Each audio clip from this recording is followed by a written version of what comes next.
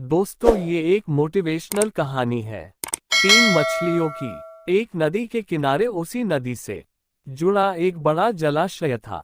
जलाशय में पानी गहरा होता है, इसलिए उसमें काई तथा मछलियों का प्रिय भोजन जलीय सूक्ष्म पौधे उगते हैं। ऐसे स्थान मछलियों को बहुत रास आते हैं। उस जलाशय में भी नदी से बहुत सी मछलियां आकर रहती थी। अंडे देने के लिए तो सभी मछलियां उस जलाशय में आती थी। वह जलाशय लंबी घास व झाड़ियों द्वारा घिरा होने के कारण आसानी से नजर नहीं आता था। उसी में तीन मछलियों का झुंड रहता था। उनके स्वभाव भिन्न थे। अन्ना संकट आने के लक्षण मिलते ही संकट टालने का उपाय करने में विश्वास रखती थी। प्रत्यु कहती थी कि संकट आने पर ही उससे बचने का यत्न करो।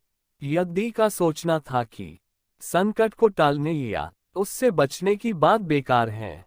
करने कराने से कुछ नहीं होता। जो किस्मत में लिखा है वह होकर रहेगा। एक दिन शाम को मछुआरे नदी में मछलियां पकड़कर घर जा रहे थे। बहुत कम मछलियां उनके जालों में फंसी थी, अतः उनके चेहरे उदास थे। तभी उन्हें झाड़ियों के ऊपर मछलीखोर पक्षियों का झुंड जाता दिखाई दिया। सबकी चोंच में मछलियां दबी थी।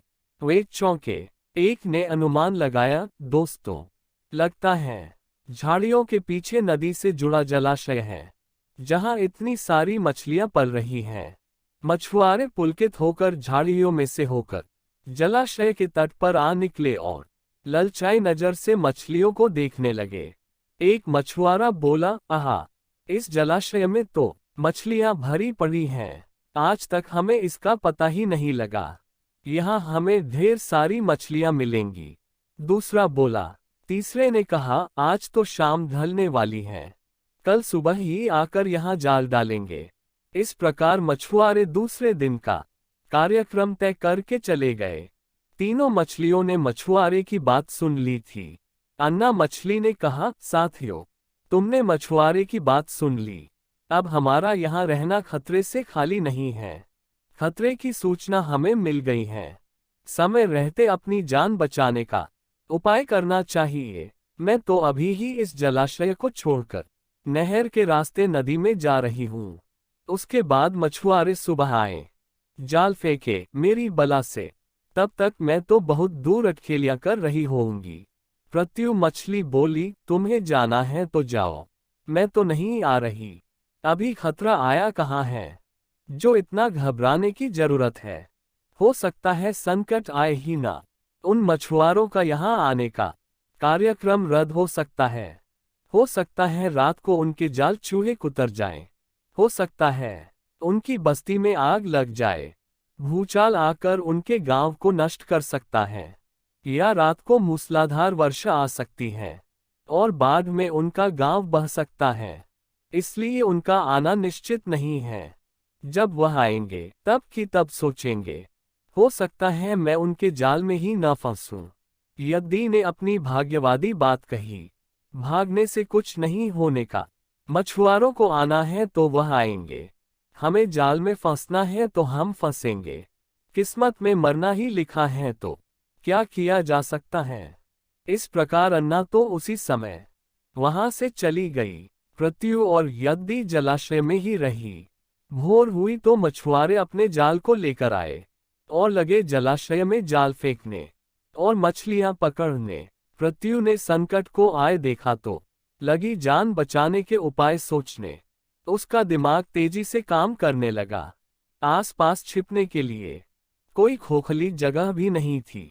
तभी उसे याद आया कि उस जलाशय में काफी दिनों से एक मरे हुए ऊदबिलाव की लाश तैरती रही है। वह उसके बचाव के काम आ सकती है। जल्दी ही उसे वह लाश मिल गई। लाश सड़ने लगी थी। प्रत्यु लाश के पेट में घुस गई और सड़ती लाश की सड़ांध अपने ऊपर लपेटकर बाहर निकली। कुछ ही देर में मछुआरे के जाल में प्रत्यु फंस गई। मछुआरे ने अपना जाल खींचा और मछलियों को किनारे पर जाल से उलट दिया। बाकी मछलियां तो तड़पने लगीं, परंतु प्रत्यु दम साध कर मरी हुई मछली की तरह पड़ी रही। मछुआरे को सड़ांध का भभका लगा तो मछलियों को देखने लगा। उसने निश्चल पड़ी पृथ्वी को उठाया और सूंघा, आक, ये तो कई दिनों की मरी मछली हैं, सड़ चुकी हैं। ऐसे बड़बड़ाकर बुरा सा मुंह बनाकर उस मछुआरे ने पृथ्वी को जलाशय में फेंक दिया। पृथ्वी अपनी बुद्धि का प्रयोग कर संकट से बच निकलने में सफल हो गई थी। पानी में गिरते ही उसने गोता लगाया और सुरक्षित गहराई में पहुंचकर जान की खैर मनाए। यद्दी भी दूसरे मछुआरे के जाल में फंस गई थी और एक टोकरे में डाल दी गई थी। भाग्य के भरोसे बैठी रहने वाली यद्दी ने उसी टोकरी में अन्य मछलियों की तरह तड़प तड़प कर प्राण त्याग दिए। दोस्तों, इस कहानी से हमें ये सीख मिलती है कि भाग्य भी उन्हीं का साथ देता है जो कर्म में विश्वास रखते हैं और कर्म को प्रधान मानते हैं। भाग्य के भरोसे हाथ पर हाथ रखकर बैठे रहने वाले का विनाश निश्चित है। दोस्तों, आपको इस कहानी से क्या सीख मिली, हमें बताइए। वीडियो अच्छी लगी तो लाइक कीजिए और ऐसी ही मोटिवेशनल कहानियों के लिए हमारे चैनल को सब्सक्राइब कीजिए।